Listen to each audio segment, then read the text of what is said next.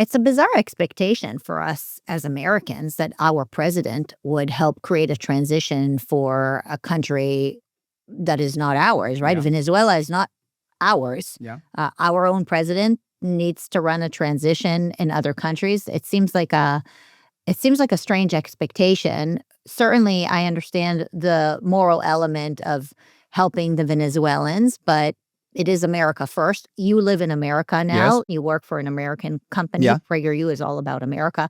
Now, how do you think Americans should think about So first, this? I think we shouldn't put any Americans at risk at all. I don't think we should put boots on the ground. I don't think we should do that.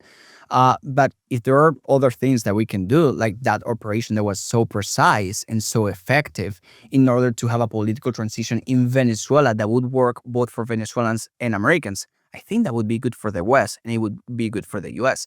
I was telling you about Venezuela having the largest oil reserves and 80 to 90% of that oil going to China. Is that good for the US? Is it good for the US to have China 3,000 miles away from Miami? No, it is not good. So if there is something that you could do without putting any Americans at risk, I think you should do it. And there is going to be an economic benefit from that. And that is amazing. Venezuelans are going to enjoy that. Americans are going to enjoy that too. I'm American first. Right now, my loyalty is to America, not to Venezuela. Of course, I'm really interested to what is happening right now. It's very personal to me based on my background, my story. But at the same time, I want what is best for America. And I think that if there is something we could do in order to have a pro-West, pro-America ally in Venezuela that would be good economically, geopolitically, politically to the United States, I think we should do it without putting any Americans at risk. One of the other concerns are the drugs that are making it into the United States from Venezuela. It's not fentanyl, which I know we mostly talk about, but it's cocaine and other drugs, right? Yes, and it is very important. It shouldn't be underestimated. Cocaine enriches a cartel that at the end is also connected with those cartels who are bringing fentanyl to the U.S.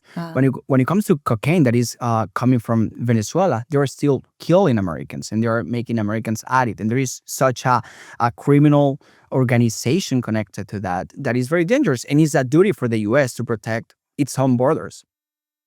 Are you aware of drugs coming in from China? Because you keep talking about the China and Venezuelan alliance. Does China use Venezuela as a launching pad here in the Western Hemisphere to get drugs into the United States? Is it possible that fentanyl comes in through China into Venezuela, into the United States? Well, we know that China works with the Mexican cartels, so I wouldn't be surprised if China is also connected with the drug trafficking that comes from Venezuela. But at the same time, like the criminal cartel that is in Venezuela operates with Colombia in Colombian cartels. So it's all interconnected, and they use Venezuela and they have used the regime to do that. And actually, one of the charges that Maduro has is conspiracy to import cocaine. So when we talk about Venezuela, sometimes we forget about so many issues because there are so many elements that are in play, but all of them are harming American citizens. Who originally charged Maduro in 2020? So it was a federal grand jury in southern New York in 2020. So we're talking about an actual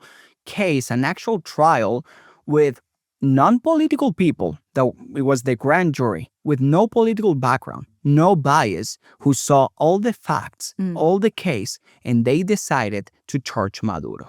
And then what? They just did nothing with it once he was indicted? Yeah, initially. So there was a reward, a $15 million reward that was first implemented by Trump during his first Trump administration. Then Biden, he didn't remove it. He increased it to 25. And it was later increased by the second Trump administration to 50. But it's been Trump in this administration, of course, and Marco Rubio, that has finally captured Maduro. And this is important because some people would say this was an extrajudicial capture. Well, there is, a judicial order to actually detain him for his crimes against American citizens. Well, and it sounds like it was a complete bipartisan decision, given that you had Trump, then Biden, then Trump again. So what's the issue? It used to be bipartisan, but it was bipartisan in name only or in rhetoric only. At the end, the moral compass is broken, or Dennis Prager would say it doesn't even exist when it comes to the left. They just react to whatever Trump says or does, and they immediately oppose it. It doesn't matter what it is. The funny aspect of this is that Schumer, the Democrat leader in the Senate, he said in 2020, Trump, you haven't done enough to go after Maduro. 5, 6 years later, after Maduro is being captured, instead of saying, you know what, Trump, you did a great job. Thank you for putting America first. Thank you for going after a communist. Is he doing that? Is he saying that? No. He has criticized Trump just 5, 6 years later after saying, you haven't done enough. That's the left in America. I want to take a beat and just recognize how incredible the U.S. military Oh, has been, incredible.